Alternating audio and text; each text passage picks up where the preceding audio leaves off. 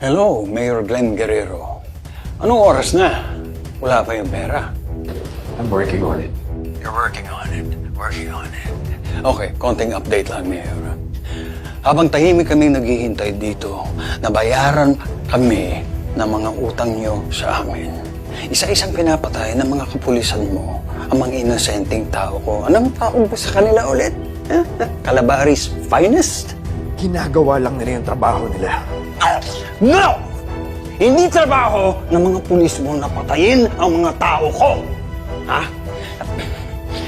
Alam mo, ibig sabihin nito, hindi mo kami siniseryoso eh. Ha?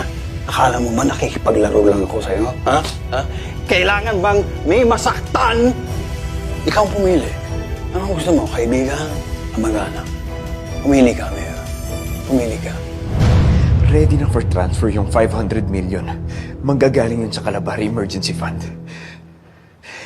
And like I said, ginagawan ko na ng paraan yung other 500 million. That will come out of my own pocket. Siya nga, ha? O, sige. Sige. Tuloy mo lang yan. Pero, para maniwala ka na seryoso ako, ha? Gusto kong panoorin mo ang susunod na gagawin ko, Mayor Guerrero. Etong tandaan mo, ha? Pag sinaktan mo yung pamilya ko, tandaan mo!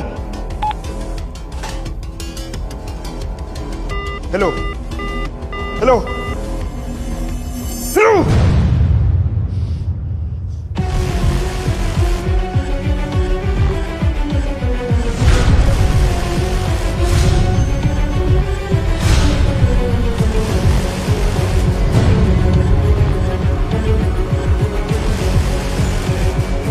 Mayor, may solusyon na ako. Kami na lang ni Enigma susugod. Bawal sa itong mga sundalong to. Kami natatapos ng problema mo. No. Roman, you stand down. Hindi niyo yata naiintindihan yung sinasabi ko. Pangalan ko nakataya dito. This will expose me. We get that, Mayor. Di ba? Kaya mo pinahawak sa amin ang lahat para malinis ang pangalan mo. We think Major Tatlong Hari is bluffing. In reality, he's got nothing to back that claim up. I don't care kung nagsisinungaling man siya o hindi. With all due respect, if I go down, we all go down! Mayor, linawin lang po natin to. With all due respect din po. Napagkasunduan po namin na hindi po kami magbibigay. And it's not worth it. It's not worth it? It's not worth it? Hindi niyo yata naiintindihan yung sinasabi ko. Mula kanina pa! Pangalan ko nakataya dito. Damay kayo doon!